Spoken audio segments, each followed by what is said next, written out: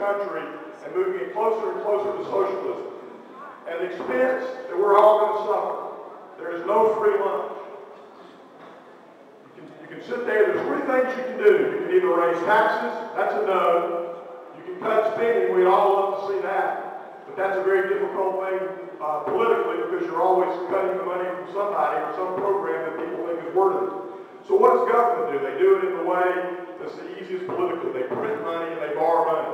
But that's not free because that takes away from everyone that's been responsible to save money that's on fixed income for people that are trying to get ahead. I know when I was a young man, my father was making like $10,000 a year in 1960. That was a lot of money. That's the equivalent of $100,000 or $150,000 now. There were a lot more $10,000 jobs in 1960 than there are $150,000 jobs in 2009. And the government every year through inflation takes money out of your pocket just like a robber. They take that $100 bill and make it worth $97 or $95, and then that $95 is worth $92. So it's so important, these elections and these fundamental blocking and tackling things we need to do.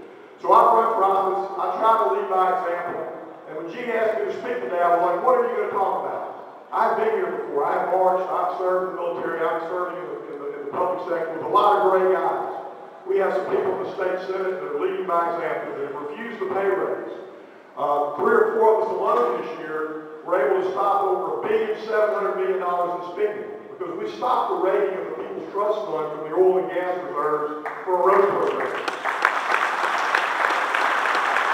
So a few people can make a difference. On the last day of the session, a group of senators tried to bring forth a bill to build a new state house.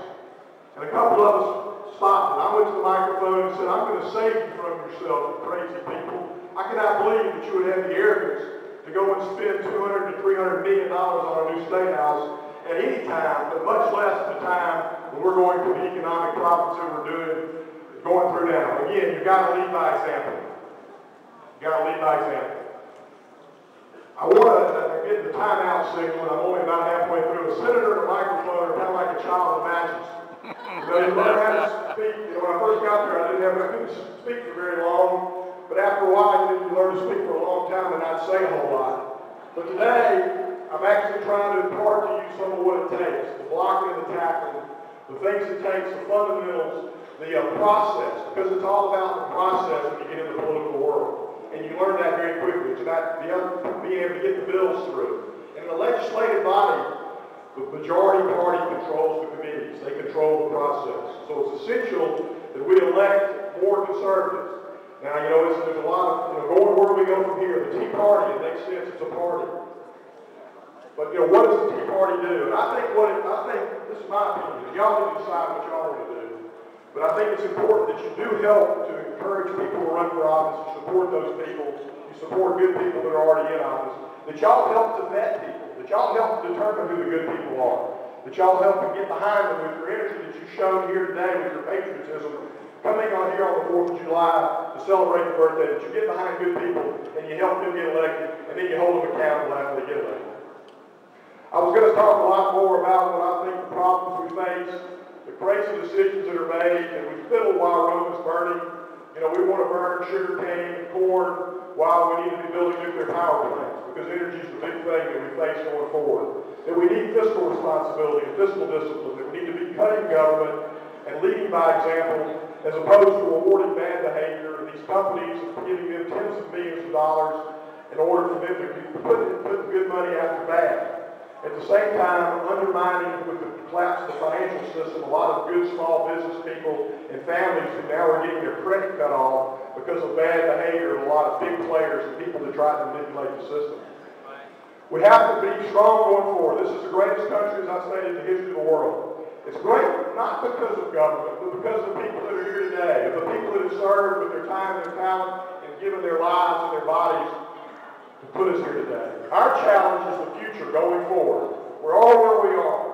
You can't recreate that. And going forward, I'm excited as someone that got into the public sector to see this Tea Party movement. It started in 1773 in Boston Harbor, and it continues today. It's the spirit of America. And what separates us from the rest of the world, because we're willing to take a risk and a challenge to try to better ourselves and understanding the future of our posterity. And so the message I'll leave you with today today is that the strength of seeing other people and other patriots here today is that there is a bright future in America.